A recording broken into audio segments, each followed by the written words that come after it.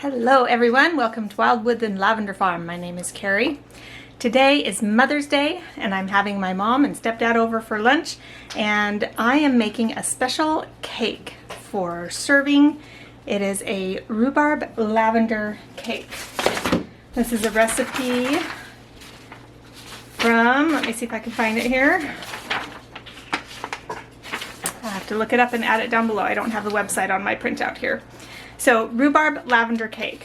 I can't wait to try this. It's, I think, gonna be so good. So I'm gonna take you through the steps of making that, and then we'll taste it and see how it is.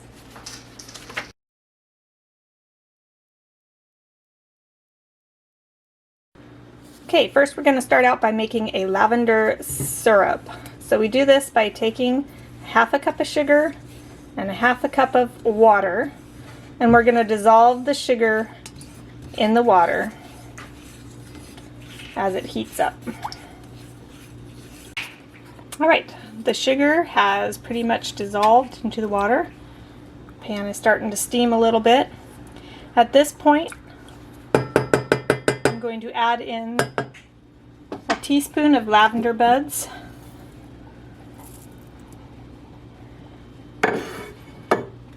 Then I'm going to remove it from the heat. Let me stir it a little bit. And we're just going to remove it from the heat, cover it with a lid, and let it steep while I fix the rest of the ingredients.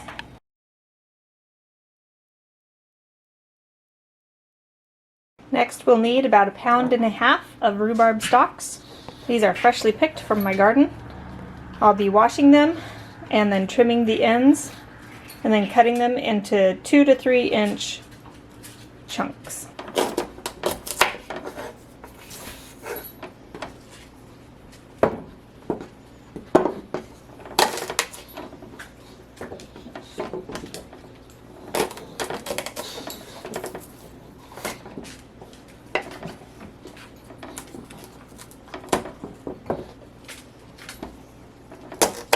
I don't have 1.5 pounds here.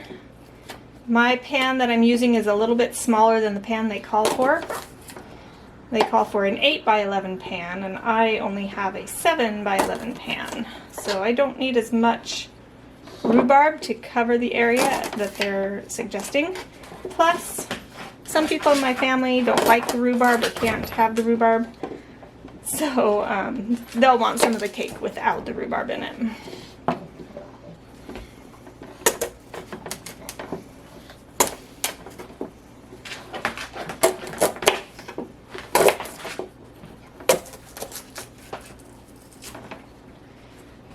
I picked my rhubarb that tends to have redder stalks because of the color it will add to the end product.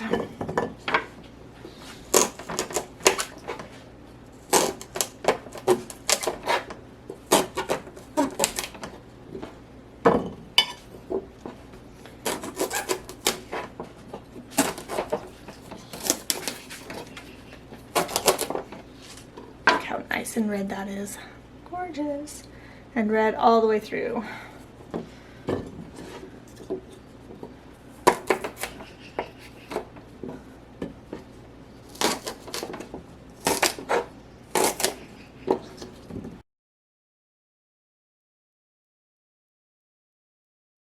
For the cake batter, we're going to mix together the flour mixture, all the dry ingredients. That's 1.5 cups of flour, half a teaspoon of salt, and 2 teaspoons of baking powder. And we'll just give that a mix through. They say to whisk it. You can whisk it if you want. I'm just going to use my little knife I use for leveling off the flour, since it's already dirty. You don't have to dirty another dish. So there's the flour mixed. Now on to the wet ingredients.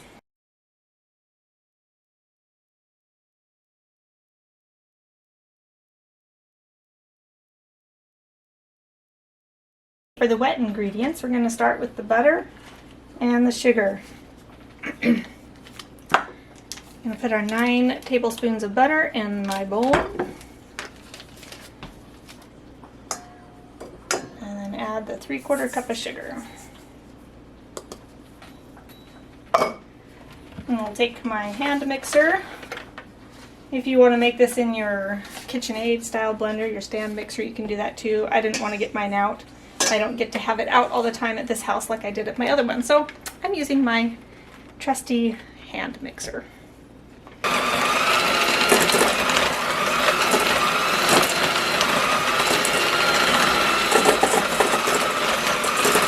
I have it all creamed together, the sugar and the butter. I'm going to add the eggs one at a time. So there's 3 eggs. These are farm fresh eggs. Oops.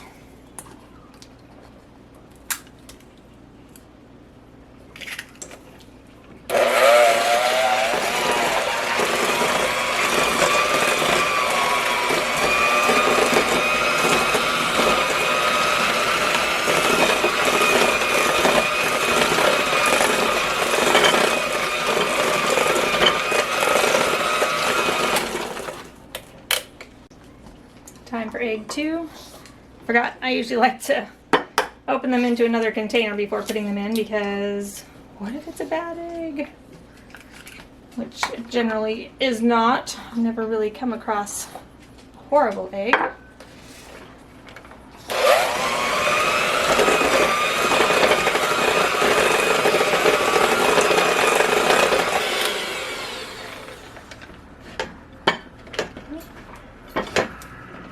Egg number 3.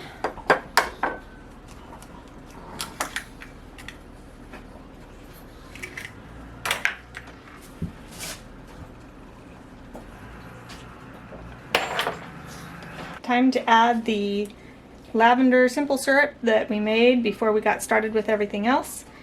Even though this recipe does actually have lavender in it, I'm going to strain these out because the lavender that we're going to be adding is going to be ground up, and these are not ground up.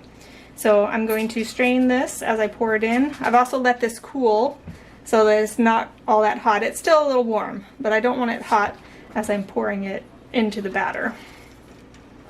So we'll just strain that out. And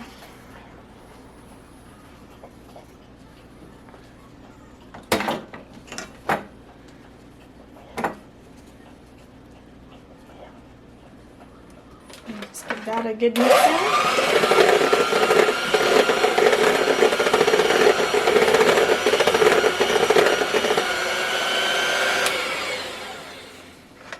Alright, now the recipe calls for the lemon zest. It calls for a tablespoon of lemon zest.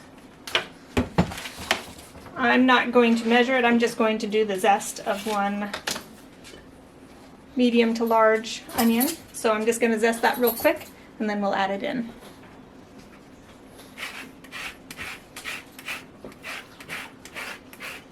So that's about how much zest I got from that 1 lemon. It is about 1 tablespoon's worth, so maybe even a little more.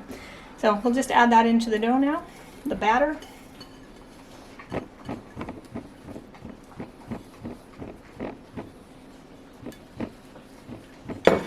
And we'll give that a mix. Then we need to add a teaspoon of pure vanilla extract. This is my own homemade vanilla. You can see the vanilla beans in there. I've had this stewing since about December, and it's not brown like you would expect vanilla extract to be, but it is a brownish color, and that's all the lovely little vanilla beans spreading their flavor in there.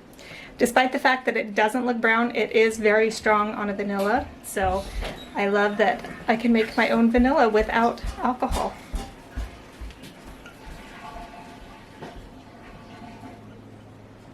So just taking a vanilla, I could put it in a bottle where I could pour it out, but for now this is how I have it, and I just dip my spoon in for a spoonful and then pour it out. It's not as liquidy as a vanilla extract you might be used to, but you can use it in the same way.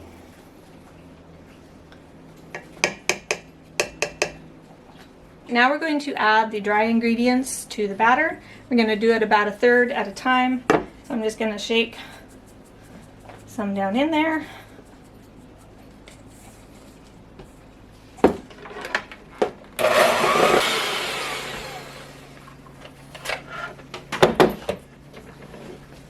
Batter's made, and now we're going to add lavender. So we have the whole buds here. I'm going to grind them up in my mortar and pestle. If you have a spice grinder or something else that you want to use, you can do that too. I'm just gonna grind it with my mortar and pestle today. And this is 1/4 cup of dried lavender buds. Alright, so I have buttered my pan. I just used the wrapper for the butter. I've heard of some people doing that. This is my first time doing it, so it works nicely.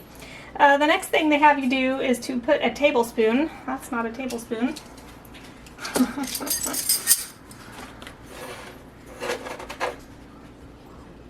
I want you to put a tablespoon of breadcrumbs down in the bottom. Have any of you ever used breadcrumbs for releasing cakes from pans before, or for layering between the cake and the pan? I've used flour. I've never used breadcrumbs, so this is new to me. If any of you do this, let me know. I'll just spread that around on the bottom. Alright, now we're going to put the batter into the pan.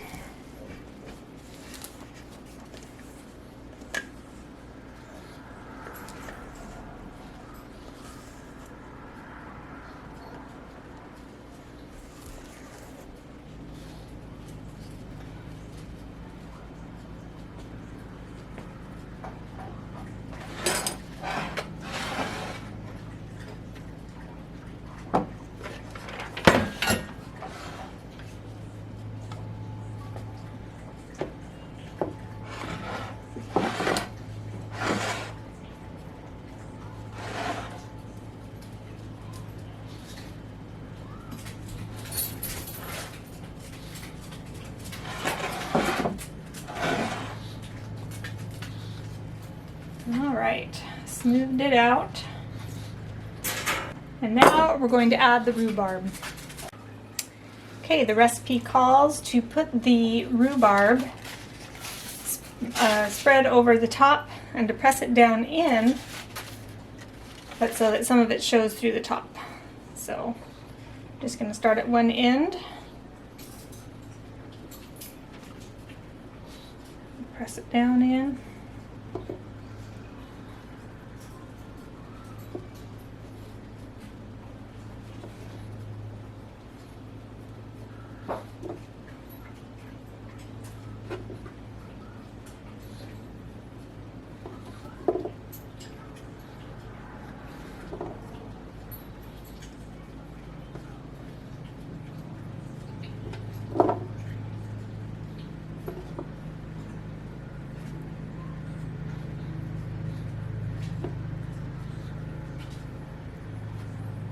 Oh, that looks good. Now I'm going to leave part of it without rhubarb because I have the people who either don't want it or can't have it or shouldn't have it. So the recipe called for 1.5 pounds. I didn't even have cut 1.5 pounds up, and I have a few left over. But look how pretty that is. Can't wait to see how this turns out. Okay, we're going to get it in the oven and get it baking. Alright, into the oven, 350 degrees for 45 minutes. Yummy! The timer has gone off. Woo! Hello, steam. It smells very lavendery. Let's do the toothpick test. Looks good. All the way through. Clean, nothing there. Look at that. Alright, so here it is, finished and cut up. I didn't put the powdered sugar on top like the recipe calls for, but there it is. Lavender, rhubarb. Let's see how it tastes.